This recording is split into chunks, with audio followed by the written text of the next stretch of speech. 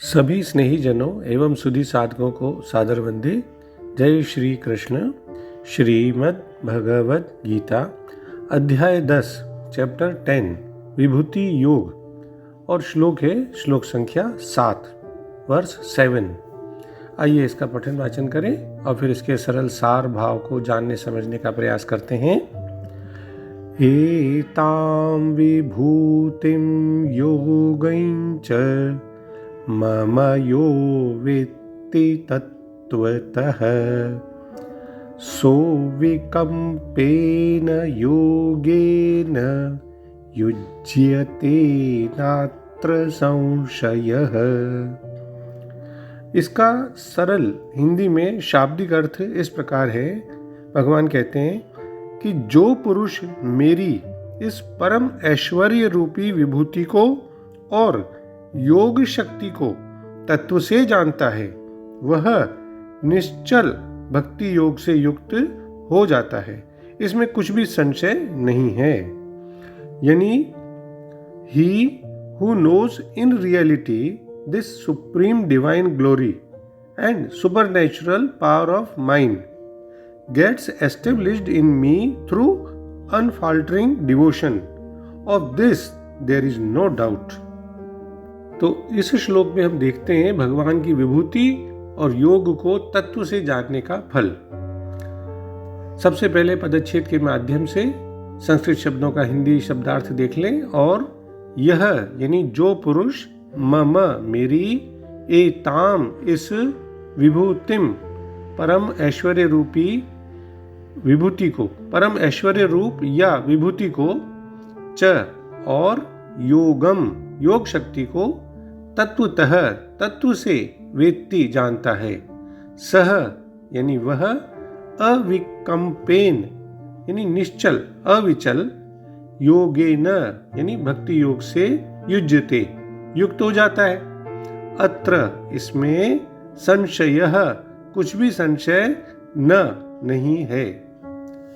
और जो ये है वेत्ति तत्व से जानना वो क्या है कि जो कुछ दृश्य मात्र संसार है वह सब भगवान की माया है और एक भगवान वासुदेव ही सर्वत्र परिपूर्ण है। वासुदेव सर्वम ये जानना ही भगवान को ईश्वर को तत्व से जानना है। स्वामी आदि शंकराचार्य जी लिखते हैं कि भगवान कहते हैं मेरी इस उपर्युक्त विभूति को यानी विस्तार को और योग युक्ति को अर्थात अपनी माइक घटना को या योग से उत्पन्न हुई सर्वज्ञता रूपी जो सामर्थ्य शक्ति है जो कि योग शब्द से कही जाती है उसको जो तत्व से यानी यथार्थ रूप से जानता है वह पुरुष पूर्ण ज्ञान की स्थिरता रूपी निश्चल योग से युक्त हो जाता है और इस विषय में कुछ भी संशय नहीं है। यानी हम सरल शब्दों में कहें तो जो इस मेरी विभूति और योग को तत्व से जानता है वह ब्रह्म ज्ञान में निष्ठा प्राप्त करता है।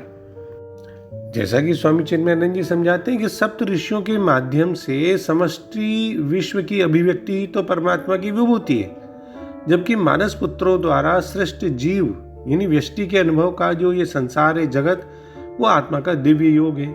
इसलिए यहाँ कहा गया है कि जो पुरुष विभूति और योग इन दोनों को ही परमात्मा की दिव्य अभिव्यक्ति के रूप में साक्षात जानता है वही पुरुष अनंत ब्रह्म का अपरोक्ष अनुभव करता है और उसी अनुभव में जीना ही अविकल्प योग है। दूसरे शब्दों में कहें तो जो मेरे इस ऐश्वर्य तथा योग से पूर्णतया आश्वस्त है। आश्वस्त आदमी कब होता है? जब वो अच्छी तरह से किसी को जान लेता है तो आश्वस्त है तो वह मेरी अनन्य भक्ति में तत्पर होता है। इसमें तनिक भी संदेह नहीं है। यानी हम यूं समझ सकते हैं कि जब भी कोई यह जान लेता है कि भगवान या ईश्वर वो महान क्यों है, कैसे महान है, तो वो फिर सहज ही भगवान के शरणागत होकर भगवत भक्ति में लग जाता है। तो भगवान के ऐश्वर्यों को ठीक से समझ लेने पर शरणागत होने के अतिरिक्त कोई अन्य विकल्प ही उसके सामने नहीं बचता। विभूति नाम तो भगवान के ऐश्वर्य का हो गया और योग नाम भगवान की अलौकिक विलक्षण शक्ति का हो गया, अनंत सामर्थ्य का। यानी भगवान की शक्ति का नाम योग और योग से प्रकट होने वाली विशेषताओं का नाम विभूति हो गया। चौथे से छठे श्लोक तक कही हुई भाव और व्यक्ति के रूप में जितनी विभूतियां बताई ना, वे तो भगवान के सामर्थ्य से प्रभाव से प्रकट होती हुई विशेषताएं हैं। भगवान ने शब्द यूज किए ना, मत्तः मानसा जाता, यानी मेरे से पैदा होते हैं। यही भगवान का योग है, प्रभाव है।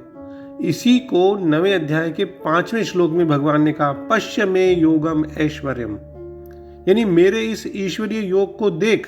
इन पदों से वही बात कही गई। ऐसे ही आगे 11वें अध्याय के 8वें श्लोक में भी अर्जुन को विश्व रूप दिखाते समय भगवान ने कहा, पश्य में योगमैश्वरम। इन पदों से अपना ऐश्वर्यमय योग देखने के लिए कहा। फिर भगवान कहते हैं, यो वेत्ति तत्वतः, यानी विभूति और योग को तत्व से जानने का मतलब यह कि संसार में कारण रूप से जो कुछ मेरा प्रभाव है, सामर्थ्य है, और जो फिर कार्य रूप में प्रकट होने वाली विशेषताएं हैं, जो भी दिखती हैं किसी भी प्राणी के अंतःकरण में भाव हो, चाहे उनमें कोई हमें विशेषता दिखती हो, विलक्षणता दिखती हो, उन सब के मूल में मैं ही हूँ, मैं ही सबका आदि कारण हूँ। इस प्रकार जो मेरे को ठीक से समझ लेता है वही तो मुझे तत्व से जानता है। इन वस्तुओं में जो भी विलक्षणता विशेषता दिखती है वह उस अपरिवर्तनशील परमात्म तत्व की ही झलक है। इस प्रकार उस मूल तत्व की तरफ दृष्टि जाना ही उस तत्व को तत्व से जानना है, अर्थात श्रद्धा से दृढ़तापूर्वक मानना है। फिर भगवान कहते हैं, सो विकम्पेन योगेन युज्यते, ऐसा कोई जान लेता है, मान लेता है, तो उसकी मेरे में फिर दृढ़ भक्ति हो जाती है। और कहते हैं, नात्र संशय, इसमें कोई संदेह की बात ही नहीं है। भगवान को तत्व से जानने वाला ये मान लेता है कि एक भगवान के सिवाय दूसरी कोई सत्ता है ही नहीं, और इस बात को वो दृढ़तापूर्वक स्वीकार कर लेता है। और अधिक सरल शब्दों में श्लोक का भाव देखें तो, जो मेरी महिमा और दिव्य शक्तियों को वास्तविक रूप से जान लेता है, वह फिर अविचल भक्ति योग के माध्यम से मुझ में एकीकृत हो जाता है। इसमें कोई संदेह नहीं है। विभूति शब्द तो ब्रह्मांड में प्रकट भगवान की परम शक्तियों से संबंधित हो गया, और योगम शब्द इन अद्भुत शक्तियों के साथ भगवान का ही जो संबंध है उसका उल्लेख करता है।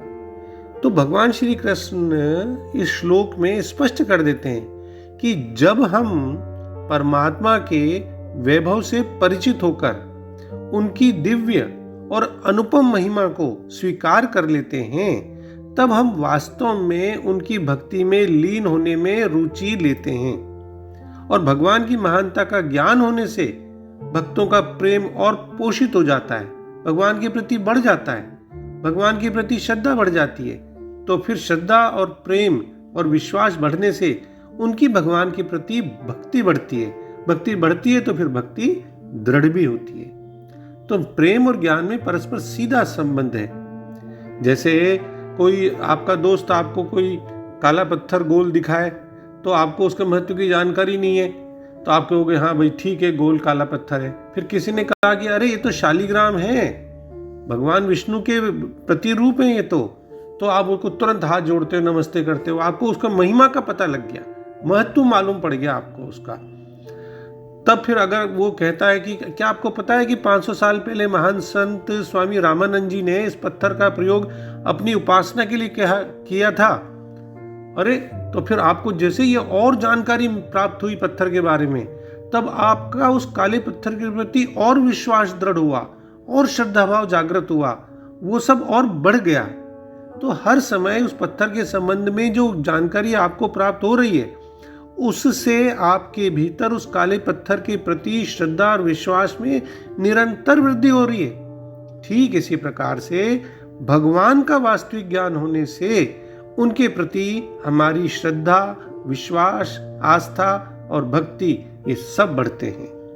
और इसलिए जो है भगवान कहते हैं कि वे भक्त और पुण्य आत्माएं जो इस तरह के ज्ञान में स्थित हो जाती हैं, वे आत्माएं वास्तव में अविचल भक्ति के माध्यम से भगवान में एक निष्ठ हो जाती हैं। जो व्यक्ति सत्यतः वास्तविक रूप से इन रियलिटी मेरी इस महिमा और शक्ति को जानता है, वह अटूट भक्ति प्राप्त करता है, इसमें कोई संदेह नहीं है।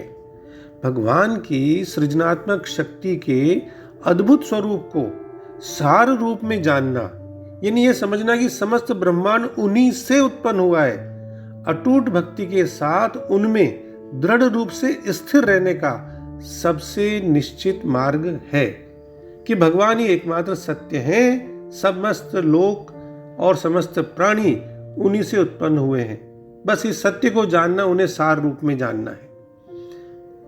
ऐसे भक्त का फिर विश्वास अडिग रहता है, विचलित नहीं होता, अविचल, निश्चल, विकम्पेन, और इसलिए वह भगवान के ध्यान में पूर्णतः लीन रहता है। उसका विश्वास जो है वह अविचल है, क्योंकि उसने प्रत्येक वस्तु का उद्गम भगवान में ही पाया है। अब वो जो भी कुछ देखता है उसे भगवान के रूप में ही पाता है। तो अंत में हम डॉक्टर राधा कृष्णन जी के सरल शब्दों में इस पूरे श्लोक का भाव पुनः देख लें कि जो कोई मेरी इस विभूति यानी यश और प्रकटन महिमा को और शक्ति को तत्व रूप में जानता है, वह अविचलित योग के द्वारा मेरे साथ संयुक्त हो जाता है, अर्थात मिल जाता है। इसमें कोई संशय नहीं है। जय श्री कृष्ण। ओम श्री कृष्णार्पणमस्तु। डॉक्टर BK शर्मा के प्रणाम, और किसी भी भूल अथवा त्रुटि के लिए हृदय से क्षमा। सर्वे भवन्तु सुखिनः, सर्वे सन्तु निरामयाः।